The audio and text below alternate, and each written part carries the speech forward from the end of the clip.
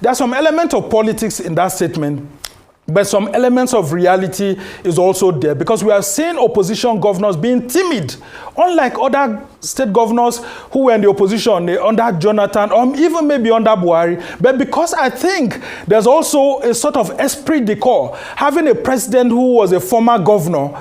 I mean, this is the first time under this democracy that we're having Tinubu, for example, who is a former governor in this Fourth Republic, assuming the presidency. So, because Tinubu understands all the in and out of governors within the template of the Fourth Republic, many of them are very difficult to actually talk to him.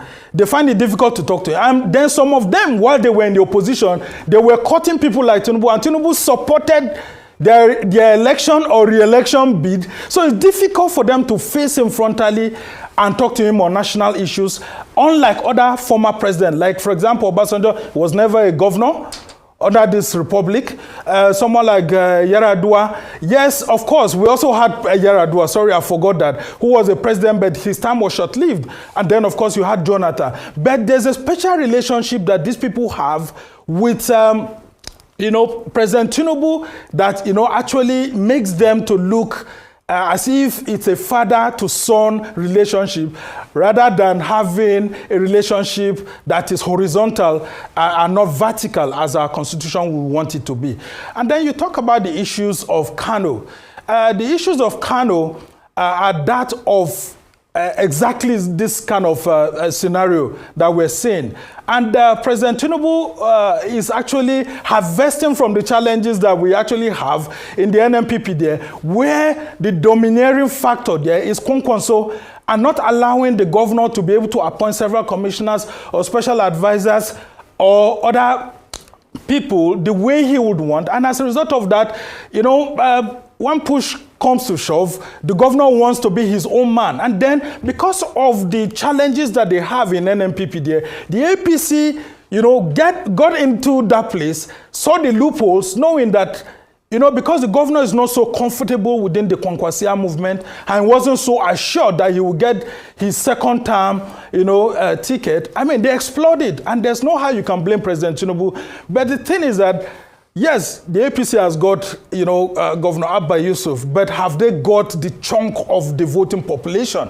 Because if you see the matches that have been going on in Kano, you will discover that Kwankwaso is still in control of the Talakawas and all of that. But Kwankwaso himself is also a problem, because he lacks a political organization that will make him to be in the, within the confines of the Aminu Kano politics that he has always wanted to present himself to be. Because when Aminu Kano was playing his politics, he always gave, kudos to people who helped him to get to power, who helped him to form his movement. But that is the problem with the Kwankwansia movement, that everything centers around Kwankwanso. So other leaders or sub-leaders within the movement are not being given their sort of flowers, and it's a problem. Look at his former national chairman, Professor Alkali, Bem Angwe, former national legal advisor, and then, of course, a former Kaduna State governorship candidate.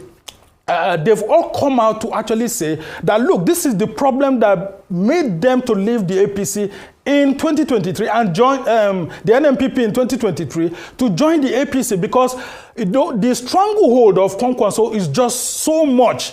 And it's not really easy for people around him. And like I said, last week when I was there, people who are tied to him will actually get into troubles now. People like Emir Sanusi, Lamido Sanusi, because I hear, for example, that his portraits are being removed from government institutions and all of that. And maybe there may be plans by the Governor Abba Yusuf government to actually go against it, because the deputy governor that has disclosed that his loyalty still lies with, Kwankwaso is also set to be impeached now, because those are the moves that we're hearing, that just like it happened under Ganduje and his deputy then, when the deputy was asked to resign because of, the loyalty issues, the deputy to Governor Abba Yusuf, Gozo, is going to be asked to resign or he'll be impeached, because the governor right now, Governor Abba Yusuf, will be controlling about 35 members. That's when you add 13 to 22 members that, are both from the APC and then the NMPP. So these are very difficult times for the NMPP. And I can tell you that just like Festus Keyamo was saying, ahead of 2027, Kwankwaso will either have to align with ADC or he will have challenges with the APC, and then that may affect his fortunes way ahead of 2031. On that of the Hannatu Musawa, I don't think she would have slept fine after that statement, and we all know what has happened. If you look at the political trajectory of President Tinubu, while he was a governor, he changed his deputies. So what tells you that he cannot change Shettima? But President Tinubu should actually be very, very careful, because what he's trying to do is to continue to assert the hegemony of the Southwest and then the Northwest. If indeed he's going the way we are hearing, that is likely going to be a Northwest person that will become a vice presidential candidate of his, that may likely be a minority Christian. Yeah, she got some of the postulations very, very right. But I think Tinubu is all setting his eyes on the ball, and of course he would want to calculate what he did in Lagos may not actually be applicable at the national level. But does President Tinubu like being told the truth? Well, it's left for those who are APC watchers to actually say that, because he likes himself as a master political strategist. And if he does make this mistake, I can tell you that the ADC will capitalize on it. But the same scenario is what he's facing now, is what MK Abiola faced in 1992, when then military head of state, General Ibrahim Babangida, told him to take Pascal Bafiao, a minority politician who's a Christian from Adamawa State, to be his vice presidential candidate, because he felt that the Muslim ticket won't work. Okay. Now, eventually, the governors and some other power players had to impress Baba Gana Kingibe on him. Okay. And of course, Baba Gana Kingibe, having been the national party chairman of the SDP, had his way, and somehow they were able to make something good out of it. So it could be a huge challenge for him if he tries to deviate from that. With due respect, I just thought we're very unfair to Kwankwaso. And while you were making analysis, you were touting as if Aminu Kano had it all in terms of organization.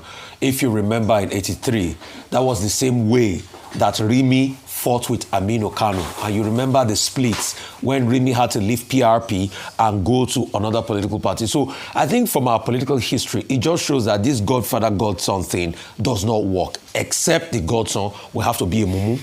That's just it. Okay. Well, thank you so much, Somna, for your time with us this morning. Hopefully, again, see you next week, Monday.